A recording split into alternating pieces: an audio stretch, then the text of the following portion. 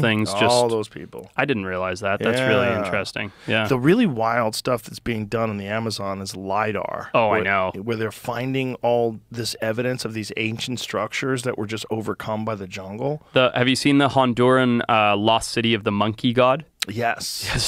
So great. Yeah. There's a legit full civilization in Honduras, like a bustling city that they found in Lidar 2 or 3 years ago, using Lidar 2 or 3 years ago. Just empty.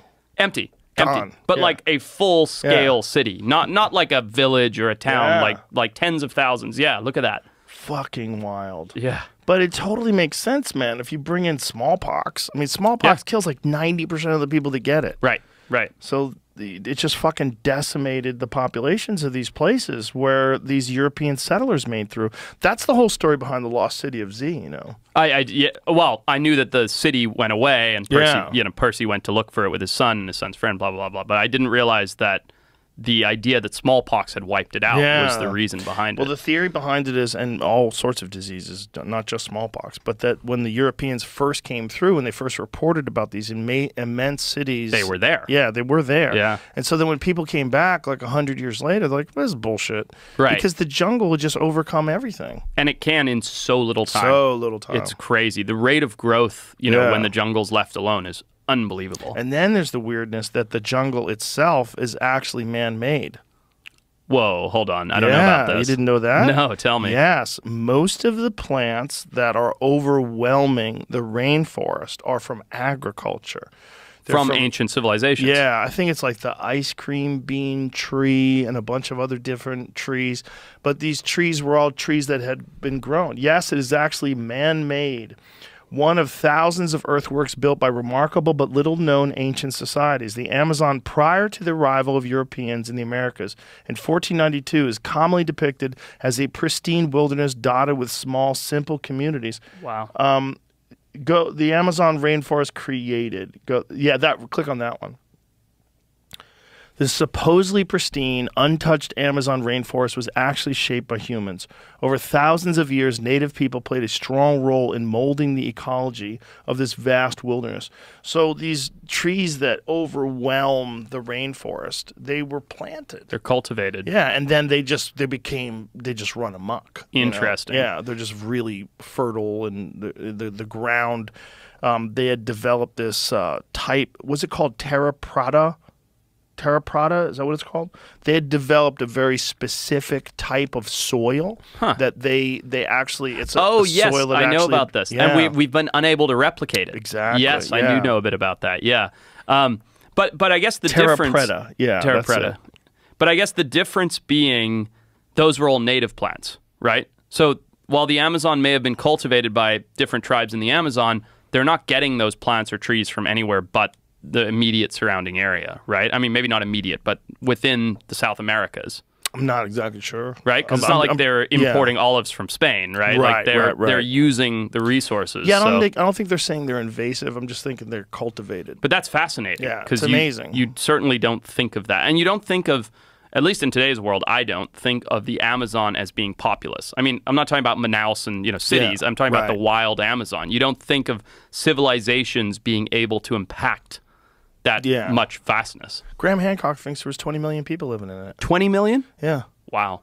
That's unbelievable. He thinks it is a vast society that was filled with human beings and structures, and this is all being like, they have only used Lidar in a very small percentage of the Amazon. Of course, yeah. And they're showing all sorts of structures and irrigation systems and grids that indicate cities and blocks. It's wild stuff, man. I mean, it sort of makes sense in the sense of the abundance of resources down there, right? It's easy to grow a population when you have so much natural resources. Everything that you plant grows. There's another side of that argument that I've heard paleontologists make, where like when things are too easy, people don't evolve, right? That's a different side of that coin. But if you think about it from like a logical standpoint of when things are easy, it's easy to increase your population. And, you know, when you're not fighting for survival every day because there's coconuts and palm trees and blah, blah, blah, blah, blah, it's easy to reproduce and have more kids and grow a society. Yeah. Versus when you're spending half of your life just trying to get by. That's an interesting argument, that when things are easy, that people don't grow or evolve. That seems weird to me, because it would seem to me that once your resources were taken care of, once you have food and shelter, you have more time to think. So you have more time to make life convenient, more time to sell goods that would be valuable to people, more time to improve and innovate on those goods. But the argument is, when things are too easy, you don't push the status quo. So because there are so many abundant resources, you have no need to develop tools and technologies that advance society. So the argument, I don't remember the scientist that said this, is basically if you look along the band of the equator, those are at this time, and this is an older publication, I believe, those were the least developed societies in the world. As you get further away from the equator, you know, up into the not the Arctic, but like up into Scandinavia and so on and so forth, you get more and more advanced civilizations. Because when there's a hard winter coming, or it's just harder to survive, even though there's abundant resources, you need to adapt and overcome and develop in order to prepare for that winter, in order to prepare for a famine time period, versus when it's all just available to you at any time. The reason why that doesn't make any sense is Egypt. Sure.